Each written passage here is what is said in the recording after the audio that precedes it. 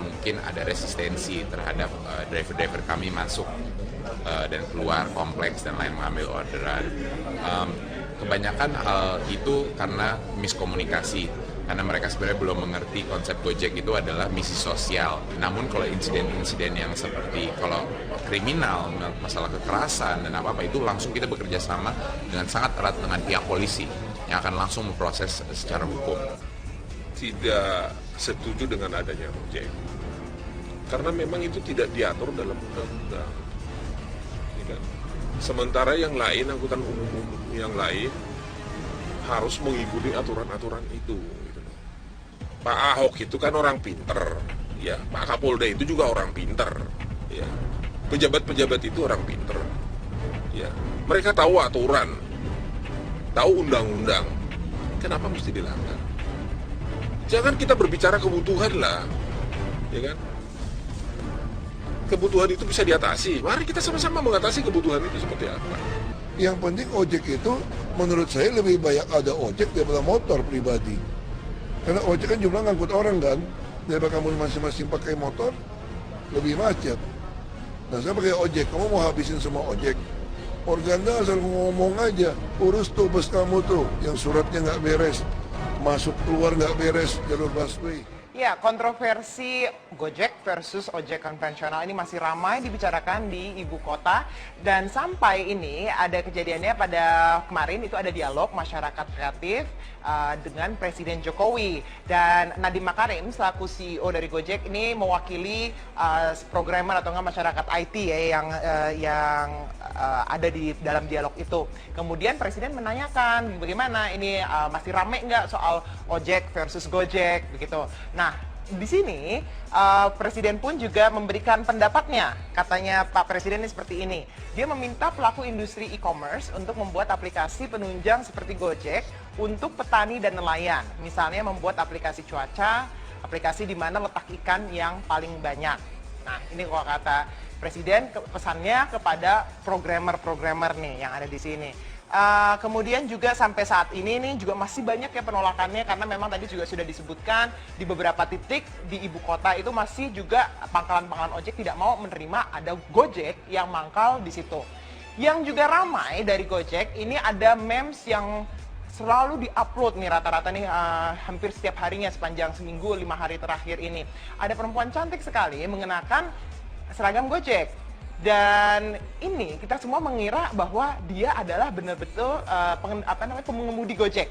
Sampai ada yang bilang nih, katanya ini salah satu kameraman saya bilang, saya nggak mau naik mobil aja, dia mendingan naik Gojek tiap hari kalau supirnya kayak gini. Sebenarnya betul atau tidak sih perempuan cantik ini adalah pengemudi Gojek? Kami sudah tersambung melalui sambungan telepon bersama Eugenie Patricia, seorang mahasiswi. Selamat malam Eugenie, langsung saja kamu ini sebenarnya pengemudi Gojek atau bukan?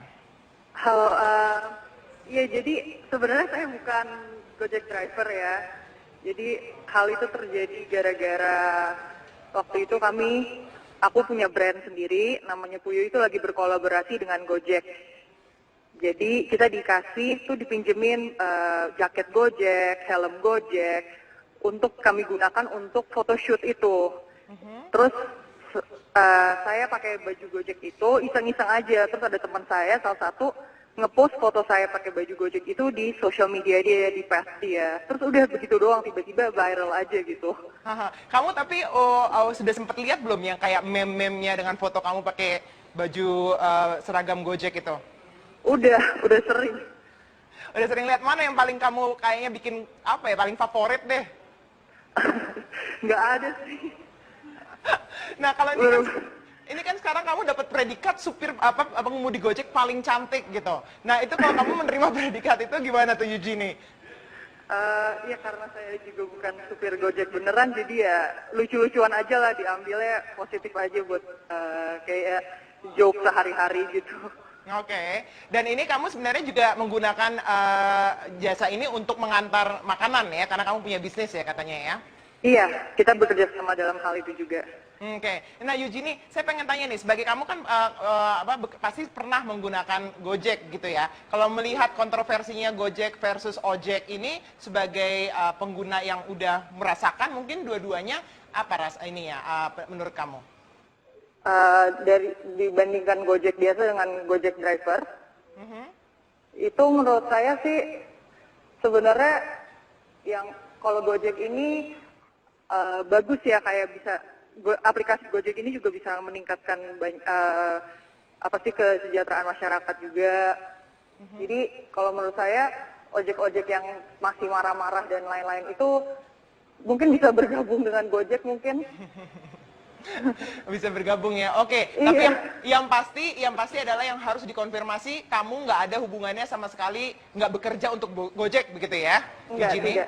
Tidak sama sekali. Eugenie Patricia, terima kasih banyak.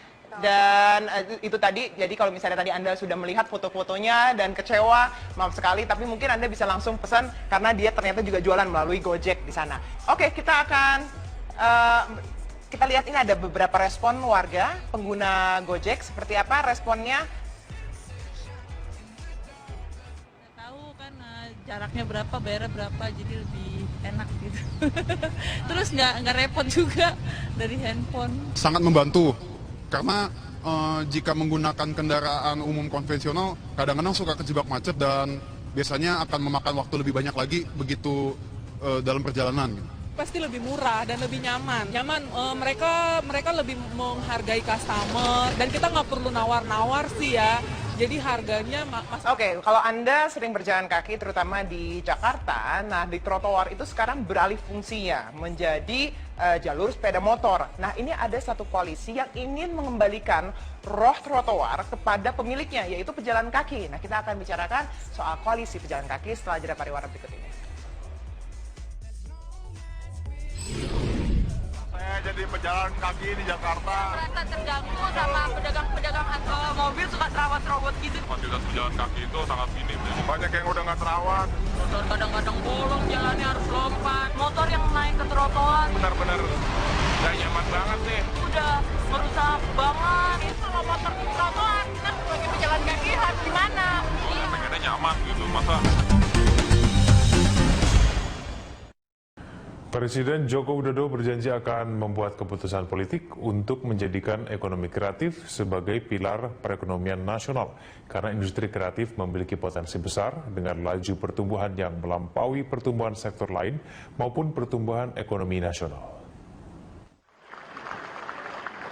Presiden Joko Widodo begitu terkesima menyaksikan pertumbuhan ekonomi kreatif yang mencapai 5,6%. Dengan kontribusi dan nilai tambah yang makin nyata setiap tahun. Karena itu Presiden langsung mengikat komitmen dengan para pelaku industri kreatif untuk menjadikan industri kreatif sebagai tulang punggung perekonomian nasional. Komitmen pengembangan industri kreatif yang hendak direalisasikan Presiden Jokowi antara lain membuat regulasi baru untuk meningkatkan kualitas perfilman Indonesia. Presiden juga berjanji untuk membuka peluang investasi sebesar-besarnya di bidang e-commerce. Sedangkan di bidang industri kreatif lainnya seperti teater dan seni pertunjukan, Presiden meminta pihak swasta untuk ikut membantu pembangunan gedung teater. Untuk masalah infrastruktur, 55% penyebaran bioskop di seluruh Indonesia itu terpusat hanya di Jawa Barat dan di DKI Jakarta. Kita harus bersaing merebut layar juga dengan film-film impor. Film festival itu Pak, kontribusi ekonomi besar.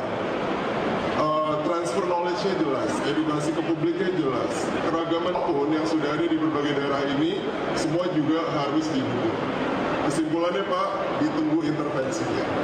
Saya kira tadi yang Luki sampaikan kepada saya catat dan saya tidak ingin menyampaikan banyak, tetapi akan kita siapkan regulasi-regulasi, aturan-aturan yang mendukung, baik untuk memperbanyak toko tadi, dan saya yakin dengan pasar kita yang sangat besar sekali, ini akan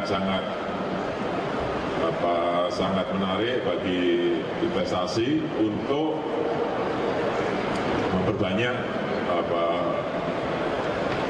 toko bioskop. Selain menerima masukan para pelaku industri kreatif, Presiden Joko Widodo juga mengimbau anak-anak muda Indonesia untuk menggiatkan kreativitas menjadi gerakan ekonomi nasional. Presiden berjanji akan membuat pemetaan yang jelas dan peningkatan semua potensi industri kreatif dengan target yang terukur dalam 10 tahun ke depan. Tim Liputan, Berita 1, Jakarta.